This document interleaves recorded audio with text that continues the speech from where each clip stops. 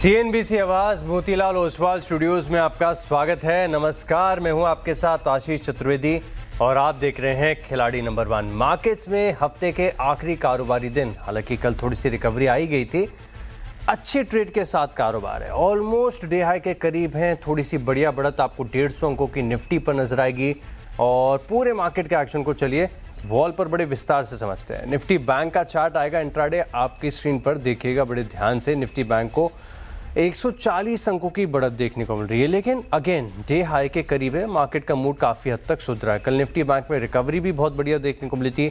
Mid caps और small cap resilience के साथ 180 अंकों की बढ़त निफ्टी मिड कैप में है। स्मॉल कैप डे हाई पर चार्ट आपके सामने तकरीबन 50 अंक ऊपर आपको नजर आएगा। लेकिन सबसे ज़्यादा इंपॉर्टेंट ये हो जाता है कि पूरे मार्केट का मूड मॉल क्या कह रहा है, कितने शेयरों में तेजी, कितनों में गिरावट। आंकड़ा आपकी स्क्रीन पर 1693 शेयर ऐसे हैं जहां पर बढ़त है, 1229 ऐसे हैं जहां पर आपको गिरावट देखने को मिलेगी। यानी ब्रॉडर मार्केट्स की जो रेंज है ये बुल्स के फेवर में जाती हुई आपको नजर आएगी।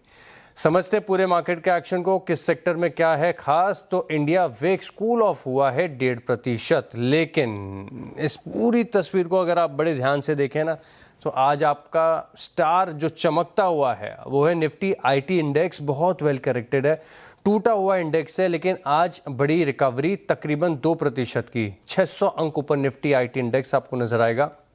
2 दिन लुढ़कने के बाद ऑटो में रफ्तार आई है, कैपिटल मार्केट्स ऊपर है, डिफेंस नर्वस है, कमजोर है, पीएसयू बैंक्स में आधे प्रतिशत का कट है, फाइनेंशियल थोड़े से ऊपर है। अच्छा मूव दे गया पूरे हफ्ते निफ्टी मेटल इंडेक्स, लेकिन आज थोड़ा सा कूल ऑफ हो रहा है। फार्मा में बड़े अवसर आपको ट्रेडिंग के लिहाज से भी मिल सकते हैं। बहुत सारे फार्मा स्टॉक्स ऐसे हैं जहां पर मल्टी ईयर ब्रेकआउट्स हैं। रियलिटी पर रखेगा फोकस, कमजोर लगातार। ऑयल एंड गैस की बास्केट कमजोर हो रही है, एनर्जी का मार्केट का एक्शन थोड़ा सा मिक्स्ड है। तो ओवरऑल आप देखें तो सबसे ज्यादा फोकस रहेगा आईटी और फार्मा, जो कि बढ़िया बढ़त के साथ कारोबार कर रहे हैं। चलिए, अब इससे थोड़ा सा अंदाजा तो लग ही गया हमें, लेकिन एक बार निफ्टी के कंपोनेंट्स आपकी स्क्रीन पर सामने रख देता हूं। भारतीय एयरटेल, एचडीएफसी बैंक, इन्फोसिस और टीसीएस ये कुल मिलाकर दे रहे 211 अंकों का पॉजिटिव कंट्रीब्यूशन। वहीं 72 अंकों का ड्रैग दे रहे रिलायंस, एसबीआई, हिंडाल्को और एमएनएम। अब एचडीएफसी बैंक तेज है तो समझ ही गए होंगे कि सबसे ज्यादा कंट्रीब्यूशन निफ्टी बैंक में इसकी तरफ से ही आएगा। आईसीआईसीआई बैंक ऊपर है, कोटक महिंद्रा बैंक और फेडरल बैंक, यहाँ पर भी आपको खरीदारी नजर आएगी। गिरने में state bank of India, axis bank, AU small finance bank और बैंक ऑफ बड़ौदा, तकरीबन 150 अंकों का ड्रैग। सो फार सो गुड, मार्केट का एक्शन काफी बढ़िया देखने को मिल रहा है और ये हफ्ता भी उतार चढ़ाव के लिहाज से बेहद इंटरेस्टिंग देखने को मिला। आज का एक खिलाड़ी नंबर 1 शो बहुत खास है, कारण ये कि पिछले 3 हफ्ते के जो मार्केट विजेता रहे हैं हमारे साथ जुड़े, पूरे हफ्ते कंपीट किया, ढेर सारे स्टॉक्स में ट्रेडिंग की और अपने पोर्टफोलियो को लगातार चर्न करते रहे। लेकिन परफॉर्मेंस ऐसे उतार चढ़ाव वाले मार्केट्स में भी हमारे खिलाड़ियों की थोड़ी सी बेहतर देखने को मिली। शो में करते हैं स्वागत। सबसे पहले एलकेपी सिक्योरिटीज़ के रूपक डे हैं और सैमको सिक्योरिटीज़ के ओम मेहरा जुड़ रहे हैं। फिनबर्ग मैनेजमेंट की मधु बंसल है हमारे साथ। आप तीनों को नमस्कार और बेस्ट विशेस, क्योंकि आज 3 साढ़े 3 बजे फैसला हो जाएगा कि इस हफ्ते का कौन है खिलाड़ी नंबर 1। लेकिन सबसे पहले सबसे इंपॉर्टेंट, पूरी ट्रांसपेरेंसी और अकाउंटेबिलिटी के साथ आप तीनों की जो परफॉर्मेंस है दर्शकों की स्क्रीन पर रख देता हूं विद अ वर्ड कि ये जो है कल 3:30 बजे तक की परफॉर्मेंस है।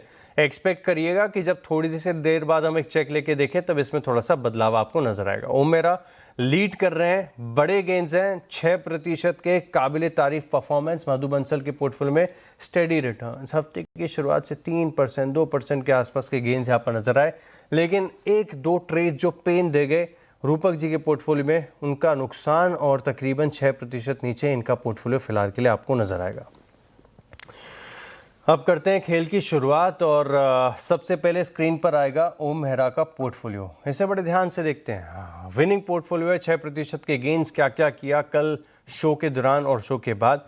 पीआई इंडस्ट्रीज और भारत कोकिंग कोल ये दोनों आइडेंटिफाई किए थे। कम ट्रेडिंग की है लेकिन मुनाफा तगड़ा किया है। The more you churn the more you burn. ये ट्रेडिंग में एक बहुत बड़ी कहावत है कि जितना ओवर ट्रेड करेंगे उतना नुकसान होने की संभावना ज़्यादा हो जाती है। दोनों स्टॉक्स में प्रॉफिट बुकिंग कर ली, 6% चमक गया पोर्टफोलियो। अब आपका पोर्टफोलियो है खाली, अच्छे मार्जिन के साथ आप लीड कर रहे हैं, लेकिन पूछना मेरा कर्तव्य है, 2 स्टॉक्स ऐड करने का विकल्प है। क्या करेंगे सर आप? पहला स्टॉक कौन सा और क्यों? जी गुड मॉर्निंग आशीष जी। बिल्कुल, आज मार्केट में फिर से हरियाली देखने को मिली है। तो मैं एक बिट एंड डाउन स्टॉक पे जाना चाहूँगा, महिंद्रा हॉलिडेज़ पे। करंट भाव 236 पे है, ऑल्दो ये बहुत करेक्शन इसमें आ चुकी है, बट करंट लेवल से बाय किया जा सकता है 236 पे। इसका माइनस और स्टॉप लॉस रखेंगे 232 का और टारगेट रहेगा 246 का। 246 के टारगेट के साथ महिंद्रा हॉलिडेज़ बड़े दिनों के बाद ये स्टॉक रडार पर आया है, 3% ऊपर है। इतना बीटन डाउन स्टॉक है, इनफैक्ट लगातार बड़ी गिरावट के बाद पिछले 2 दिन ही यहाँ पर थोड़ी सी पॉजिटिविटी के साथ रहे। चलिए देखेंगे कि स्टॉक में कैसा एक्शन देखने को मिले। फिलहाल तो डे हाई के करीब 3% की तेजी, एक महीने में 7% लुढ़क चुका है। अच्छा, अब देखते हैं रूपक जी का पोर्टफोलियो। रूपक जी का पोर्टफोलियो आपकी स्क्रीन पर आएगा। 6% का पेन है। कुछ स्टॉक्स थे जो पेन दे रहे थे, उनको थोड़ा सा समय दे दिया और वो बैकफायर कर गए। हालांकि देखें तो एक स्टॉक में देख रहा था, जेबी केमिकल, ये सर के पोर्टफोलियो में था और काफ़ी लंबा समय से दिया। जैसे ही काटा स्टॉप लॉस ट्रिगर हुआ, कल 2-2.5% के मूव्स आ गए।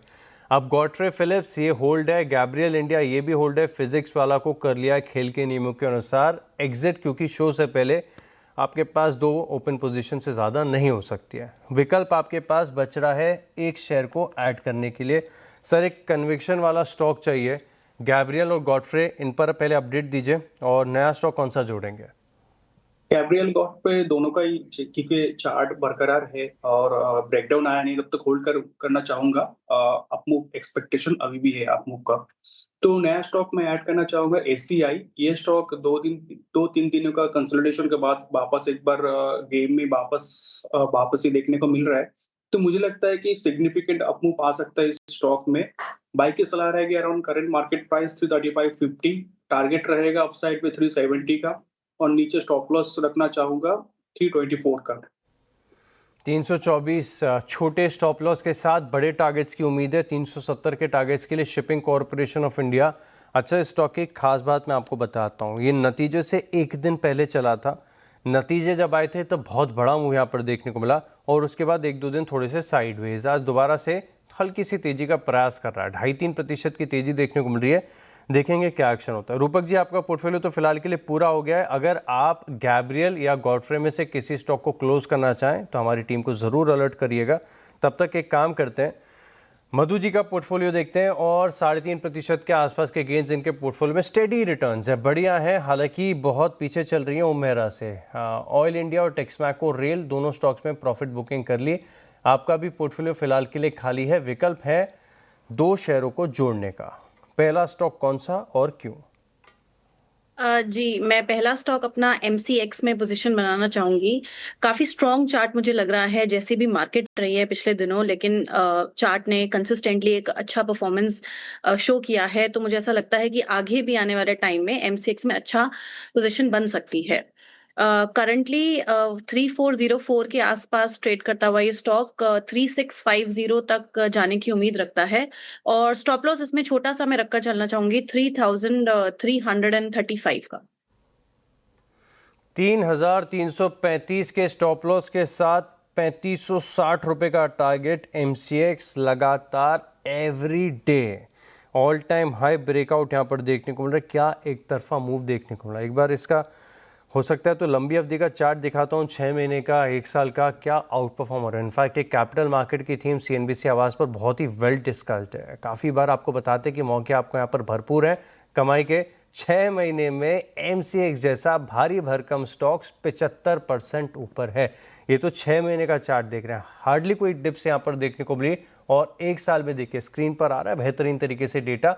175% की तेजी आपको देखने को मिल रही है। तो मैसिव गेन्स और वेल्थ क्रिएशन यहाँ पर एमसीएक्स की तरफ से देखने को मिला है। मधु जी, एमसीएक्स तो बढ़िया स्टॉक आपने आइडेंटिफाई किया, लेकिन खेल के ने मुझे सजेस्ट कर रहे हैं कि एक और स्टॉक आप ऐड कर सकती हैं। कौन सा होगा? जी, मेरा दूसरा stock shipping company shipping sector से होगा। GE ship, great eastern shipping company limited. इस स्टॉक में मैं पोजीशन बनाना चाहूंगी। आज थोड़ा सा बढ़ता हुआ ये स्टॉक नजर आ रहा है और जिस तरीके की मोमेंटम और सभी की मूविंग एवरेजेस से ऊपर ट्रेड करता हुआ जा रहा है ये स्टॉक पिछले कई दिनों से, मुझे ऐसा लगता है आगे भी इसमें पोटेंशियल है। टारगेट मैं इसमें 1680 का रखकर चलना चाहूंगी और वहीं स्टॉप लॉस जो है वो 1540 तक का रखकर चलना चाहूंगी। अच्छा, मतलब 20 रुपये नीचे का स्टॉप लॉस ले रही हैं और 1680 तक के टारगेट्स बता रही हैं। एक वर्ड ऑफ कॉशन मैं आपको दे देता हूँ, इंट्राडे चार्ट आपकी स्क्रीन पर पहले आएगा। ये 1540 का आपने स्टॉप लॉस सजेस्ट किया, 1561 का भाव है, लेकिन आज ये स्टॉक अच्छे नतीजों पर रिएक्ट किया हुआ है और ऑलरेडी बड़ी तेजी के बाद इस स्टॉक में ऑफ हाइस के एक्शन आ चुके हैं। 1643 के करीब का इसने डे हाई बनाया और वहाँ से अगर आप देखें तो 1550 रुपये तक फिसला है। तो आज इसकी जो चार्ट है ये डिक्लाइनिंग फेज में, नज़र रखिएगा स्टॉक पर, क्योंकि आपका स्टॉप लॉस छोटा है तो ठीक है, इसको रडार पर रखेंगे। बाकी रूपक जी आपका पोर्टफोलियो तो पूरा हो चुका है। ओम जी आपके पास एक और विकल्प है शेयर के लिए, कौन सा होगा? आशीष जी, मैं प्रीवियसली डिस्कस 2 स्टॉक पे रडार है, एस्टर और जो भारत कोकिंग कोल का। तो मैं उस पर री एंट्री करने के लिए सोच रहा हूँ, बट फिलहाल के लिए अभी होल्ड है। अगर उस पर फ्रेश एंट्री मिलती है कोई अच्छे लेवल्स पे तो मैं उनमें इनिशिएट करना चाहूंगा। तो 2 स्टॉक्स हैं, एक बार दर्शकों को दिखा भी देते दोनों के इंट्राडे चार्ट। एस्टर ये तो लंबी अवधि के लिए वेल्थ क्रिएटर स्टॉक है, हाइस पर ही कारोबार कर रहा है, 1.25% की तेजी यहाँ पर देखने को मिल रही है। चार्ट तो बेहतरीन है, अच्छा स्टॉक आपने आइडेंटिफाई किया है। और भारत कोकिंग कोल, इसमें तो आपने ऑलरेडी कमाई की है और इसी के चलते आपको एक बड़ा एज मिला है इस पूरे हफ्ते। ये स्टॉक 9% ऊपर, क्या गजब की तेजी यहाँ पर देखने को मिली। सर किस भाव पर काटा था आपने ये स्टॉक? जी, मैंने 3.5% के आसपास यहाँ पे प्रॉफिट बुक किया था, बट ऑलरेडी आज 11% का मूव दिखा चुका है। तो अगर फ्रेश एंट्री मिलती है तो फिर से मैं इनिशिएट करना चाहूंगा।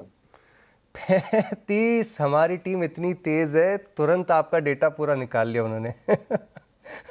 35.74 रुपये पे आपने ये काटा था। अच्छा, कई बार हम कहते हैं ना कि जैसे ही आप स्टॉक को बेचोगे, आपका एसएल हिट हो गया, उसके बाद स्टॉक भागेगा। जिस दिन आपने एग्जिट कर ली पोजीशन, उसके बाद स्टॉक पे सिर्फ और सिर्फ बड़े मूव आते हैं। ठीक है, आपने अपने हिस्से का मुनाफा ले लिया स्टॉक के अंदर, लेकिन 9% के गेन्स, अगर ये स्टॉक आपके पोजीशन में होल्ड होता ना तो गजब की परफॉर्मेंस यहाँ पर निकल कर आती है। बहुत शानदार इंट्राडे चार्ट है, ज़बरदस्त अच्छे मूव्स के साथ यहाँ पर एक एक्शन देखने को मिल रहा है। तो चलिए, हमारे जो तीनों मार्केट एक्सपर्ट्स हैं, इनकी तरफ से अपने पोर्टफोलियो की तैयारी पूरी हो चुकी है। अब ज़्यादा समय बचा नहीं है, आज 3 से 3:30 बजे तक फैसला हो जाएगा कि इन तीनों में से कौन है खिलाड़ी नंबर 1।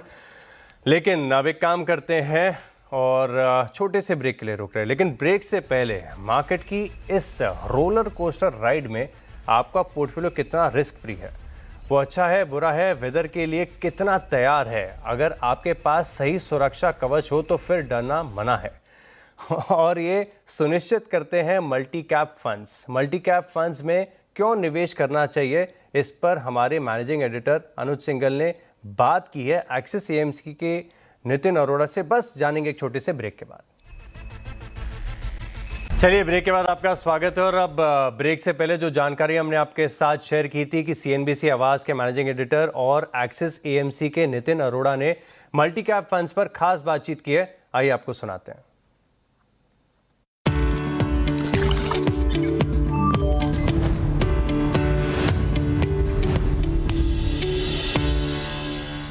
मल्टी कैप फंड्स हैं, ये किस तरीके से काम करते हैं और इन्वेस्टर्स को इन पर क्यों फोकस रखना चाहिए?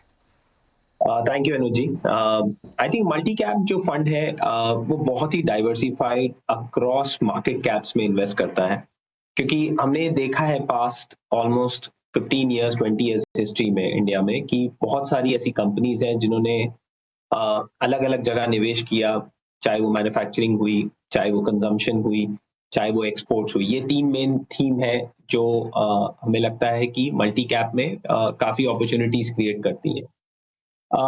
हर एक कंपनी का हर एक साइकिल जिस तरीके से होता है हर एक सेक्टर का, उसमें वैल्यूएशन वेरी करता है, उसमें मार्केट अपॉर्चुनिटी साइज वेरी करता है। और मल्टी कैप एक ऐसी स्कीम है जहां पे ये अपॉर्चुनिटी मिलती है फंड मैनेजर को भी और निवेशकों को भी कि किस तरीके से अलग अलग मार्केट कैप में अलग अलग सेक्टर्स में, जैसे मैंने बात की मैन्युफैक्चरिंग में, कंजम्पशन में, एक्सपोर्ट्स में, वहां पे क्या क्या ग्रोथ अपॉर्चुनिटीज हैं, क्या क्या रिस्क रिवॉर्ड एनालिसिस है। आई थिंक वो एक बहुत ही डाइवर्सिफाइड अपॉर्चुनिटी मिलती है इन्वेस्टर को और निवेशक को कि लॉन्ग टर्म व्यू से वहां पे अल्फा जनरेशन जो ऑलरेडी हिस्ट्री में करके दिखाया है मल्टी कैप स्कीम ने। और हमें ऐसे ही लगता है कि आगे भी अगले 5 साल बहुत पोटेंशियल है स्मॉल कैप कंपनीज को मिड कैप में बनने का और मिड कैप कंपनीज को लार्ज कैप में बनने का। तो आई थिंक बहुत ही स्टेबल, बहुत डाइवर्सिफाइड कैटेगरी है जहां पे निवेशकों का लॉन्ग टर्म अगर कॉल लिया जाए 4 से 5 साल का, तो अल्फा जनरेशन काफी अच्छा होगा।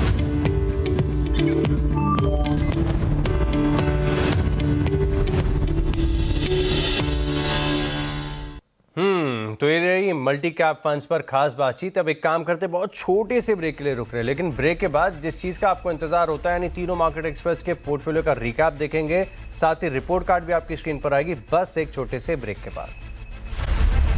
अगर अब बात कर लेते हैं कुछ बजिंग स्टॉक्स पे। चार्ट लेकर आइए स्क्रीन पर। सारेगामा का बहुत बड़े मूव्स के साथ यहाँ पर कारोबार आपको नजर आएगा। तकरीबन 15% ऊपर ये स्टॉक फिलहाल के लिए ट्रेड कर रहा है। ओम जी, चार्ट देखकर बताइए, और तेजी बची है स्टॉक में? जी बिल्कुल। सारेगामा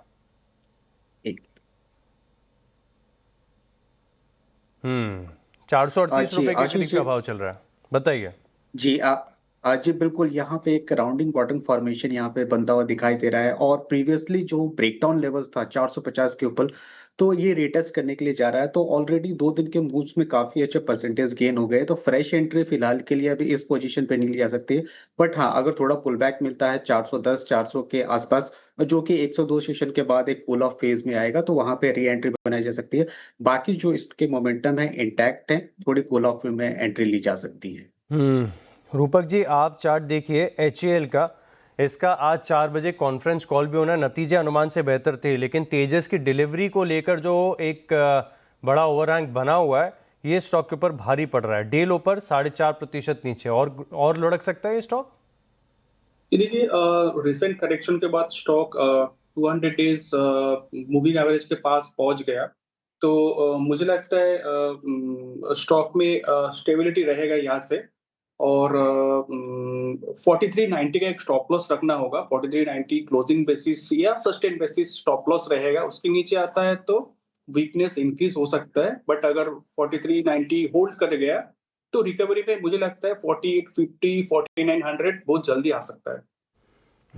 मधु जी, आप चार्ट देखिए मेदांता यानी ग्लोबल हेल्थ का। ये तकरीबन 4% ऊपर है, और स्टॉक में पिछले कई हफ्तों से मैं देख रहा हूँ कि पॉजिटिव प्राइस एक्शन है। नतीजे भी ठीक थे, मार्जिन थोड़े से घटे हैं, लेकिन इंटरनल्स बढ़िया। तेजी आ सकती है स्टॉक में? जी बिल्कुल, जिस तरीके के चार्ट इसमें मैं देख पा रही हूँ, एक अच्छा लेवल था 1200 रुपए का, जो उसने काफी शानदार तरीके से वॉल्यूम के साथ ब्रीच किया है। इनफैक्ट नेक्स्ट लेवल 1250 का भी बहुत अच्छे से इसने ब्रीच किया है। तो लगता है कि इसमें तेजी जो है, जो हमें देखने को मिली है, वो बरकरार रह सकती है। नेक्स्ट लेवल जो निकल के आ रहा है वो अच्छा खासा 1350 का निकल कर आ रहा है। तो पोजीशन बनाई जा सकती है, क्योंकि जो भी हमें मूव्स देखने को मिल रहे हैं वो वॉल्यूम बैक्ड है। स्टॉप लॉस जो है वो दर्शकों से ये रिक्वेस्ट है कि 1200 तक रखकर चलना चाहिए। जी, 1200 के स्टॉप लॉस के साथ फोकस रखेगा। अब रिपोर्ट कार्ड दिखाता हूं फाइनल, क्विकली आपकी स्क्रीन पर आएगा परफॉर्मेंस। और मेरा के पोर्टफोलियो में आप देखें तो जो आइडियाज है, महिंद्रा हॉलीडेज एकमात्र 1.25% ऊपर ही कामकाज कर रहा है। रूपक जी के पोर्टफोलियो में कन्विक्शन आइडियाज की जरूरत, Godfrey Phillips flat, Gabriel India आधे प्रतिशत ऊपर, SCI ये भी थोड़ा सा ऊपर आए, स्लाइट रिकवरी इनके पोर्टफोलियो में एक्सपेक्टेड है। वहीं अगर आप मधु बंसल के पोर्टफोलियो में देखें तो दोनों स्टॉक्स इनके ट्रेंड से विपरीत जाते हुए नजर आए, लेकिन 3% के गेंस कल 3:30 बजे तक थे। फाइनल रिपोर्ट कार्ड आपकी स्क्रीन पर। अभी तक क्या है परफॉर्मेंस, और 7.5% के गेंस आपको मेरा के पोर्टफोलियो में नजर आएंगे, लेकिन बहुत बढ़िया रिकवरी आपको रूपक जी के पोर्टफोलियो में नजर आ रही है, और मधु बंसल के पोर्टफोलियो में 3% के गेंस। आप तीनों मार्केट एक्सपर्ट्स को बेस्ट विशेज और बहुत बहुत धन्यवाद। इसी के साथ इस शो में इतना ही। आप बने रहेंगे CNBC आवाज के साथ। नमस्कार।